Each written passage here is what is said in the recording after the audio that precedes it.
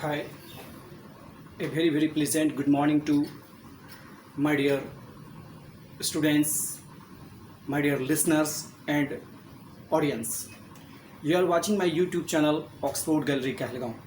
Today in this video I will solve exercise 54 from the book of Oxford Current English Translation. छात्रों, आज के इस video में हम आपको एक्सरसाइज 54 को सॉल्व करने वाले हैं और आपको बताने वाले हैं कि एक्सरसाइज 54 को आप कैसे बना सकते हैं। एक महत्वपूर्ण बिंदु है जिसे मैं आपसे अवश्य कहना चाहूँगा कि यदि आपने एक्सरसाइज 53 को बहुत अच्छी तरह से बनाना सीख लिया है तो 54 बनाने में आपको कोई परेशानी नहीं होगी। एक्सरसाइज 54 में हमने पोसेसिव केस ऑफ नाउन यानी कि नाउन का पोसेसिव केस किस प्रकार से बनाया जाता है इसके बारे में विस्तृत विवरण प्रस्तुत किया है। यदि अभी तक आपने हमारा एक्सरसाइज 53 को नहीं देखा है तो मैं आपसे आशा करता हूं, आपसे अनुरोध करता हूं कि आप मेरा एक्सरसाइज 53 को सबसे पहले देखें उस वीडियो को, फिर 54 हमारे साथ बनाने की कोशिश करें। इससे आपको ज़्यादा सुविधा होगी और आप ज़्यादा आसानी से बना पाओगे। चलिए हम आपको एक्सरसाइज 54 में लेके चलते हैं और कुछ पिछले जो वीडियो में मैंने इंट्रोड्यूस किया था आपको पोसेसिव केस ऑफ नाउन, उसके बारे में शॉर्ट में बताना चाहेंगे। नाउन का भी पोसेसिव केस यानी कि अधिकार एवं संबंध को दर्शाने के लिए नाउन का पोसेसिव केस के रूप में इस्तेमाल करते हैं। इसके लिए एक महत्वपूर्ण जो पंक्चुएशन मार्क है जिसे हम एपोस्ट्रोफी कहते हैं, इसका और एपोस्ट्रोफी के साथ एस इसका प्रयोग करते हैं। कभी एपोस्ट्रोफी के साथ एस और कभी बिना एस वाला ही हम सिर्फ एपोस्ट्रोफी करके हम पोसेसिव केस बनाते हैं। जैसे मैं कुछ एग्जांपल्स आपको देना चाहूँगा बोर्ड पर, उसके बाद फिर हम ट्रांसलेशन को सॉल्व करना चाहेंगे। तो देखिए हम नाउन का पोसेसिव केस कैसे बनाते हैं। मान के चलिए लिखा हुआ है कोई वाक्य सीता की गाय। तो बनाने से पहले सबसे पहले हमें देखना होगा कि हम जिसका पोसेसिव केस बनाने वाले हैं क्या वह नाउन है। यदि नाउन है तो बनेगा। इसके बाद दूसरा मुख्य बिंदु पर ध्यान देना है कि नाउन में क्या वह प्राणीबोधक है। तो सीता एक लड़की का नाम है और यह प्राणीबोधक है, इसलिए इसका हम पोसेसिव केस बनाएंगे। किस प्रकार से बनाएंगे?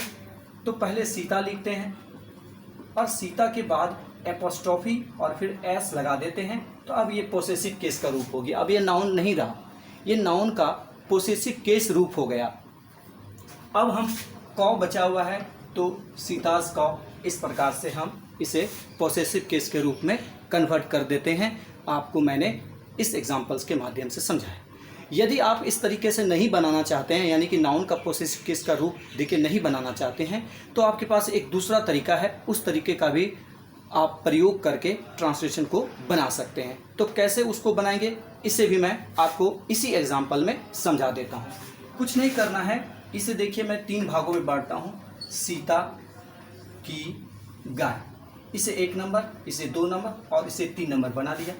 अब हम इसे वाक्य को हिंदी से अंग्रेजी में बनाने के लिए इसको उल्टा लेके चलते हैं, यानी कि पहले 3 को रखेंगे, 2 अपने जगह पर रहेगा और 1 अपने जगह, 1 यहाँ चलाएगा, 3 यहाँ चलाया और 1 यहाँ चलाया, यानी कि गाय को हम पहले लिखेंगे। तो चलिए गाय को लिख दिए। गाय का अंग्रेजी कौ और का के की का अंग्रेजी होता है ऑफ लिख दिए। अब सीता को हम इधर लाएंगे 1 नंबर को 3 नंबर के स्थान पे। और नियम है कि यह, अब देखिए यह दोनों नाउन है, सीता भी नाउन है और गाय भी नाउन है। तो सीता और गाय दोनों नाउन जो है वह प्रीपोजिशन ऑफ से जुड़ा हुआ है। और ग्रामर का एक नियम है जो कि हम आर्टिकल में पढ़ते हैं कि यदि 2 नाउन ऑफ से जुड़े हुए हो तो पहले नाउन के पहले दी का प्रयोग करते हैं। तो चलिए यहाँ पे दी का प्रयोग करिए और यहाँ पे दी का प्रयोग करके हम बनाएंगे दी कॉ ऑफ सीता। तो ये 2 तरीके हैं इस प्रकार के वाक्यों को बनाने के लिए।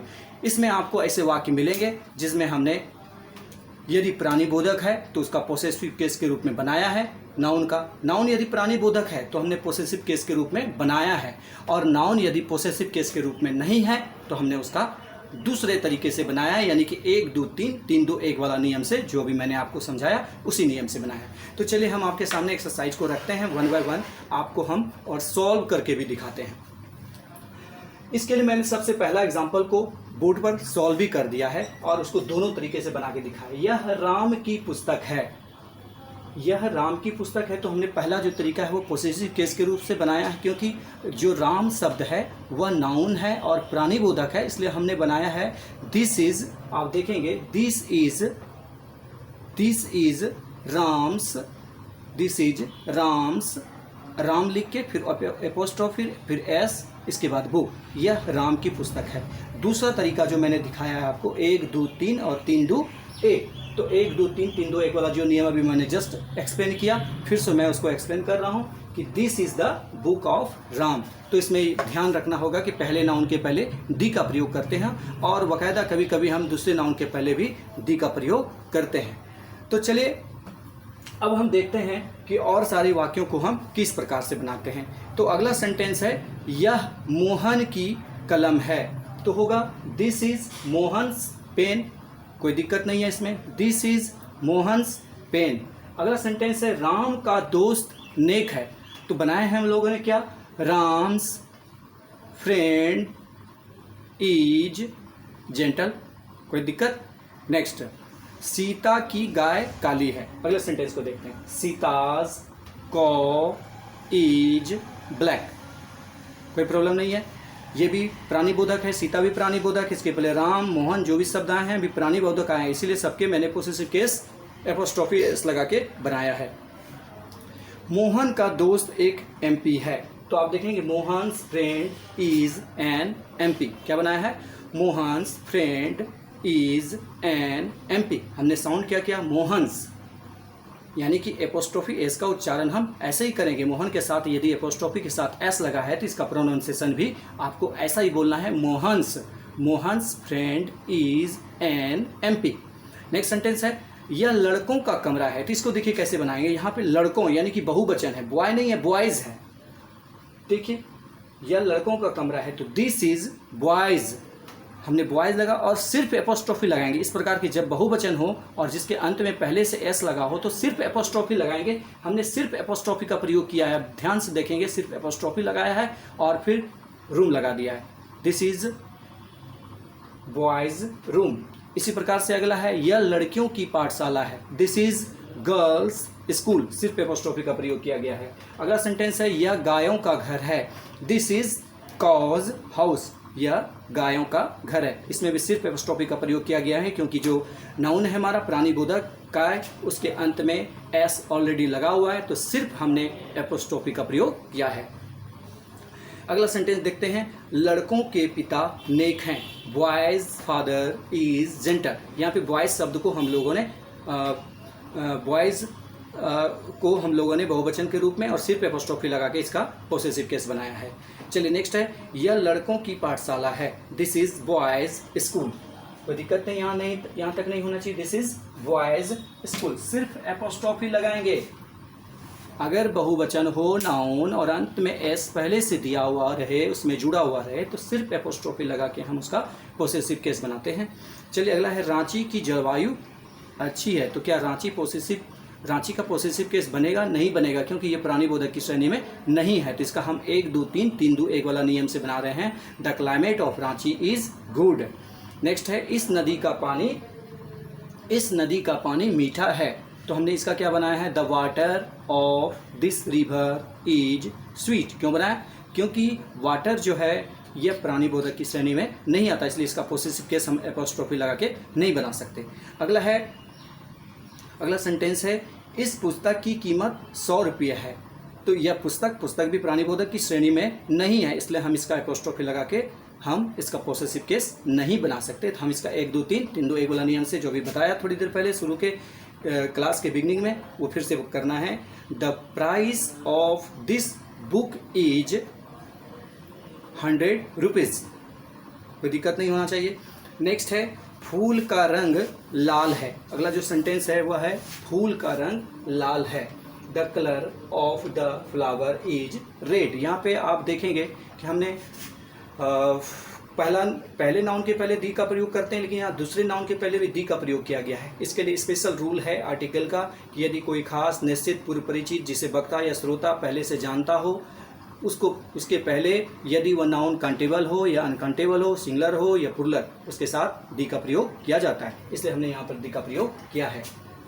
अगला सेंटेंस है इस स्कूल के बच्चे शैतान हैं। तो इस स्कूल हमारा जो सब्जेक्ट है, इस school, the children of this school are naughty, क्योंकि हमारा सब्जेक्ट जो है चिल्ड्रेन है, इसलिए हमने यहाँ पे ईच के बजाय आर का प्रयोग किया है।